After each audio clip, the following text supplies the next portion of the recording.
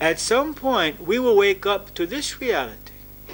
That may be at the point of death, or it may be before that at the point of enlightenment, in which we realize that I am not this body who is going through all of this process. That I am not Bob. I'm an immortal being who has played many roles and is temporarily in this dream of 80 years, in contrast to a dream of 5 minutes, but doesn't make any difference. The moment that is going to end, it means it's not real. Something which ends is not in reality real. Something which is real doesn't end. So, I am temporarily Bob. I am temporarily this body. That's sure. That's not philosophy. That's biology. That's sure. I am temporarily in this body, because in some 30, 40 years, this body is not going to be here. It's going to be feeding worms and trees and bacteria and other things. So, this is temporary. This is important to remember. This is a temporary situation. And maybe that will help us not to make everything a life and death matter, that is, whether this other person accepts me or not, or whether I succeed at this or not. That doesn't mean not to make the greatest effort that we can to create a positive reality for us and for everyone around us, but to not to have so much fear about the results. And not to place all of our self-worth on the results. That if we place two things on the results, our self-worth and our safety. Our safety as human beings is a lost cause, because we're going to die anyway. So we can forget about that. Next week it could be 1 less, or 5 less. It's a waste of time worrying about that. Because no matter how much you worry about it, no matter how much you change your diet, how much meditation and breathing you do, you're going to die anyway. We're not doing all of that in order to live eternally, physically. This is a temporary reality. It's important to remember that. It's temporary.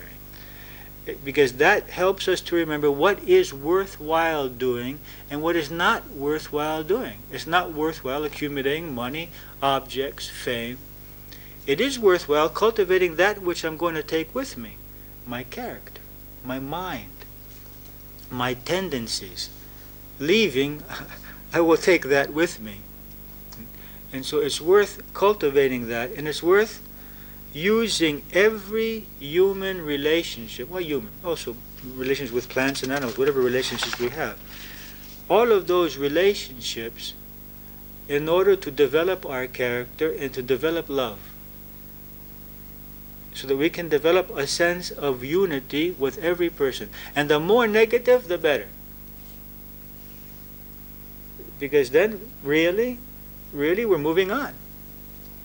Really, we're getting there. That we're able to accept and love even that person with all of his negativity.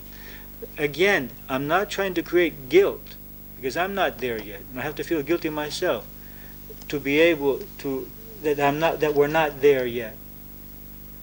But to create the goal, to have that goal in our mind, and that as a frame of reference, that I want to arrive there. And if there's anyone, and do it now, because I've seen so many people who have guilt when someone who they haven't fixed their relationship with dies. And now they believe it's too late.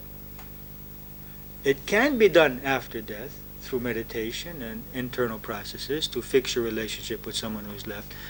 But many people don't feel comfortable with that. So it's better, whoever you feel that you don't have an open, clear, loving relationship, communicate with that person. He could leave tomorrow. You could leave tomorrow from the planet. And not to leave these, we say ekremotustan, unfinished business. Unfinished business. So this is also happens. This lesson today happens to fall a week before Easter, which is a time in which we're reminded of the crucifixion and the resurrection of Christ, the crucifixion of the ego, and the resurrection of the spirit. And it may be an opportune time, because it's a family time, to get together with persons with whom there may be some remaining negative feelings, and try to employ what we heard today, putting ourselves in his position, separating the person from his actions, from his behavior, sending him light and love, thinking of five positive things about that person, having an open discussion with him or her, trying to clarify our relationship more clearly. That's today's lesson, overcoming negative emotions through understanding and through knowledge, through wisdom. Any questions on today's message? Ferris. I have a question on one of the last things that you said about the good thing in a negative person. Yeah. Which I understand. I was wondering how you would go to combine the two needs that you need. On one hand, supportive people. I mean, groups that would affirm what you're trying to do, that they're supportive, but also to keep in mind that negative people can be, a source of also inspiration. Yeah. In other words, how do you not lose track of... You try, now there are two categories of people, as I mentioned earlier. The one category is those to whom we have a dharmic commitment or a karmic commitment, which are children, parents, siblings, and spouse.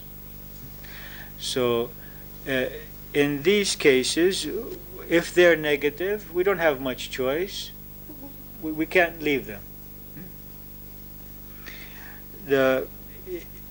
In the case of friends and company that we want to keep, social contacts, we have every freedom to rearrange our social contacts and keep company with people who support us spiritually in this process.